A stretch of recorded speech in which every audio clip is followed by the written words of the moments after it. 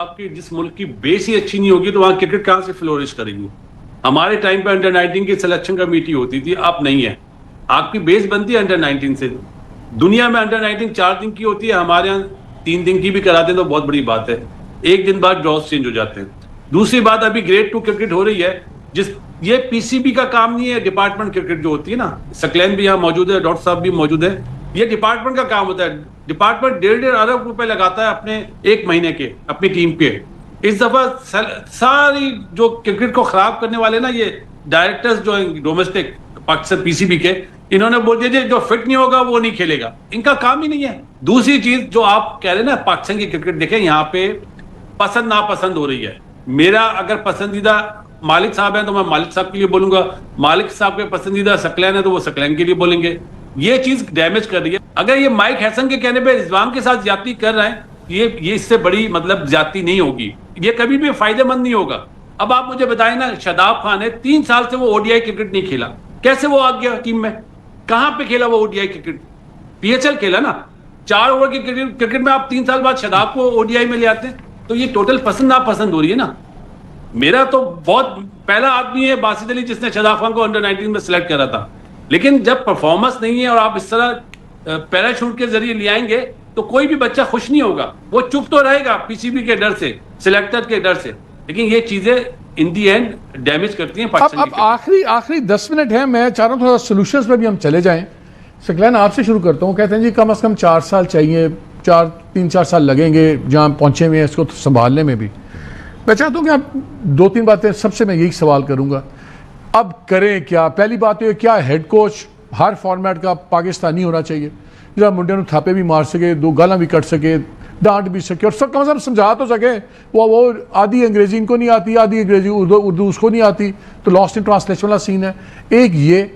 और दूसरा क्या, फिर क्रिकेट बोर्ड का जो एडमिनिस्ट्रेटिव स्ट्रक्चर है, अभी चेयरमैन की मैं बात नहीं कर रहा, जिस तरह डायरेक्टर डोमेस्टिक है वो घुसा हुआ है उसके अंदर, ये सब कुछ क्या सबसे पहले क्रिकेट बोर्ड के ये सारा सपोर्ट स्टाफ ये सारा ट्रांसफॉर्म होगा तो कोई बात बनेगी?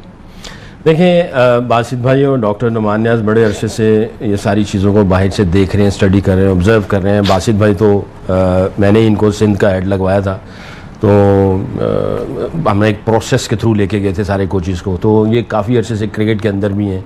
तो ये सारी चीज़ें आप ये ऊपर वाली आपको ये ज़्यादा डिटेल में बता देंगे, बट मैं ये समझता हूँ नीचे काम बहुत ख़राब हो चुका है।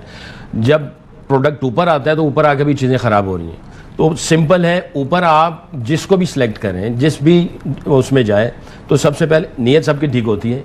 आप नियतों को नहीं कह सकते कि इनकी नियतें ख़राब है। आप जिसको भी रखेंगे, जैसे इन्होंने कहा लाइक डिसलाइक, ये हर किसी जगह पे होता है। मैं अपने लाइक माइंडेड कोचेज रखूंगा जो मेरी फिलॉसफी भी चल सके। मैं हेड हूँ, लेकिन कॉम्पिटेंट तो हूँ ना। हाँ, मैं उधर ही आ रहा हूँ। भाई आपने किसी को ले लिया, मगर जिसको मैं लेना चाह रहा हूँ उसको मैं ये देखूँ क्या आया, उसकी क्वालिफिकेशन है, क्या आया उसके वर्क एक्सपीरियंस है। तो क्या आप करें, अब क्या हो अब क्रिकेट में? इसके बगैर आप कुछ नहीं कर सकते। आप जिन कोचेस ने प्लेयरों को डेवलप करना है और उनसे परफॉर्मेंस निकालनी है, उनकी क्वालिफिकेशन का होना बहुत ज़रूरी है, उनके एविडेंस परफॉर्मेंस का होना बहुत ज़रूरी है, उनके आपके वर्क एथिक्स आपको पता होना चाहिए। उसके बगैर आप किसी को ना लगाएं। सिलेक्शन में वो बंदा है जिसको सिलेक्शन क्राइटेरिया का पता। मेरा सवाल यह है, क्या पहले बोर्ड और ये सारे ओवरसीइंग ये सारा सिस्टम ओवरहॉल होगा तो तब्दीली आएगी? क्योंकि हम तो गालियां निकालते हैं, सीधी बात है। बच्चों को जब वो जीतते हैं हम उनको चूमते हैं, जब वो हारते हैं हम गाली निकालते हैं। एक सिंपल लफ्ज इस्तेमाल करते हैं ना कि ये सब अलाइंड है कि नहीं है। तो जब अलाइन सब होंगे तो ओवरऑल टेस्टिंग टीम है हमारी टेस्ट क्रिकेट की, ये वाकई मेरिट पे है।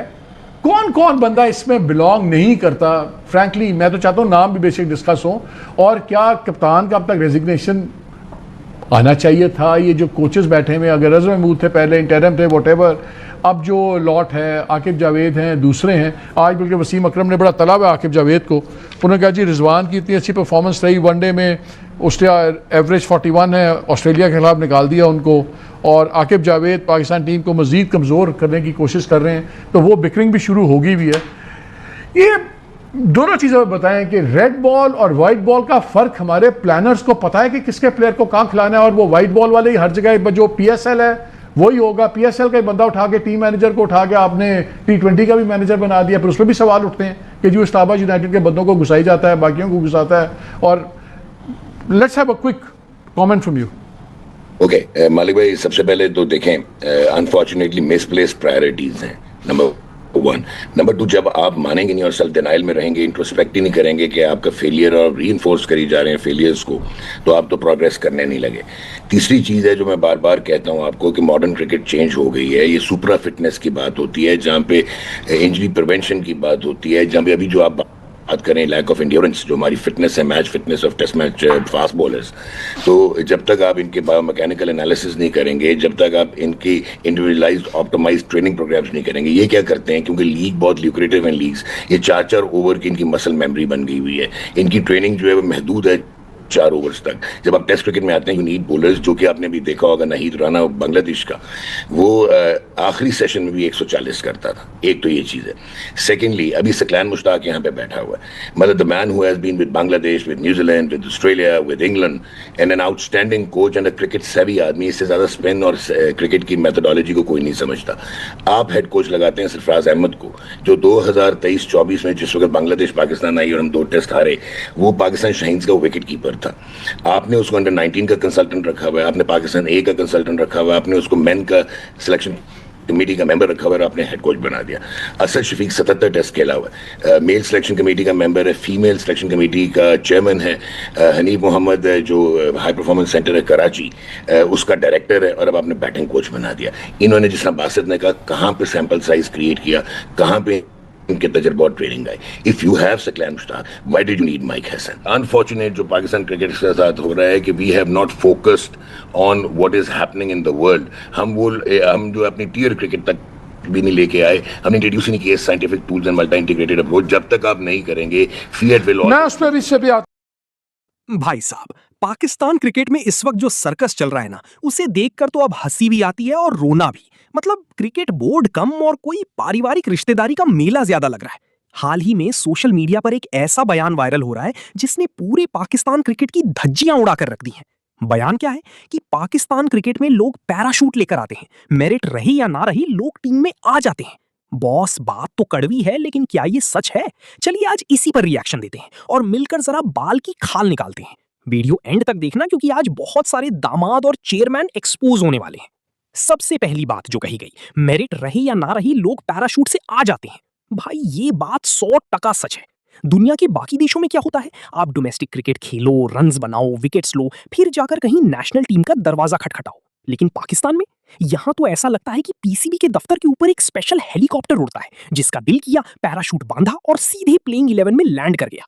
डोमेस्टिक स्ट्रक्चर का तो इन्होंने ऐसा जनाजा निकाला है कि बेचारी जो लड़की सालों से गर्मी में पसीना बहा रहे हैं, वो सोचती होंगी भाई हम यहाँ क्रिकेट खेल रहे हैं या टाइम पास कर रहे हैं, क्योंकि टीम में जगह तो उसी को मिलेगी जिसकी सेटिंग तगड़ी होगी। और अब आते हैं आज की सबसे बड़े बॉम्बशेल पर। बयान में सीधा सीधा बोला गया है, शादाब खान सिर्फ सकलैन मुश्ताक का दामाद है, इसलिए टीम में है। ओ भाई मारो मुझे मारो। मतलब ये तो सीधा पर्सनल अटैक हो गया। लेकिन अगर हम परफॉर्मेंस की बात करें तो शादाब भाई का हालिया फॉर्म कैसा रहा है सबको पता है। रन पड़ रहे हैं, विकेट मिल नहीं रहे, बल्लेबाजी में भी बल्ला खामोश है, फिर भी भाई साहब टीम के उपकप्तान बन जाते हैं, टीम से ड्रॉप ही नहीं होते। जनता पूछ रही है कि ये ससुराल गेंडा फूल कब तक चलेगा। देखिए सकलैन भाई लेजेंड है, इसमें कोई शक नहीं है, लेकिन अगर टीम में सिलेक्शन का क्राइटेरिया रिश्तेदारी बनने लगी तो फिर पाकिस्तान टीम का अल्लाह ही हाफिज है। मतलब क्रिकेट टीम है या कोई शादी का फंक्शन जहां फूफा और दामाद का रूठना मनाना चल रहा है। अब बात करते हैं उस इंसान की जो इस वक्त पाकिस्तान क्रिकेट की करता धरता है, मोहसिन नकवी साहब। बयान में कहा गया कि नकवी साहब एक साथ 4-5 काम कर रहे हैं, इसलिए पीसीबी का ये हाल है। यार ये बात तो बिल्कुल लॉजिकल है। नकवी साहब देश के गृह मंत्री भी हैं, वो राजनीति भी देख रहे हैं, उनके पास और भी सरकारी महकमे हैं, और ऊपर से वो पीसीबी के चेयरमैन भी हैं। सुपरमैन है क्या भाई? क्रिकेट कोई पार्ट टाइम जॉब नहीं है कि सुबह उठकर फाइल साइन की और शाम को जाकर टीम सेलेक्ट कर दी। पीसीबी को एक ऐसे फुल टाइम बंदे की जरूरत है जो सिर्फ और सिर्फ क्रिकेट को समझे और उसे वक्त दे। जब आप एक पैर नाव में और एक पैर नाव के बाहर रखोगे तो डूबना तो तय है ना। यही वजह है कि आज पीसीबी के फैसलों में कोई स्टेबिलिटी नहीं है। कभी बाबर को हटाओ, कभी शाहीन को बनाओ, कभी बाबर को वापस लाओ, मजाक बना रखा है। तो भाई कुल मिलाकर बात यह है कि जिसने भी ये बयान दिया है उसने पाकिस्तान क्रिकेट के जख्मों पर सीधा नमक छिड़का है, लेकिन सच बोला है। जब तक पाकिस्तान क्रिकेट से ये फेवरेटिज्म, पैराशूट एंट्री और पॉलिटिकल इंटरफेरेंस खत्म नहीं होगा, तब तक टीम ऐसे ही जिम्बाब्वे और यूएसए जैसी टीमों से हारती रहेगी। सॉरी टू से बट फैक्ट है। आपको क्या लगता है दोस्तों, क्या शादाब खान सच में अपनी सिफारिश की वजह से टीम में है? और क्या मोहसिन नकवी को पीसीबी छोड़कर सिर्फ अपनी राजनीति पर ध्यान देना चाहिए? जो भी आपकी राय है, कमेंट बॉक्स खुला है, अपनी भड़ास निकालो। अगर वीडियो में मजा आया हो तो लाइक ठोकना, चैनल को सब्सक्राइब करना मत भूलना। मिलते हैं अगले रिएक्शन वीडियो में, तब तक के लिए पीस आउट।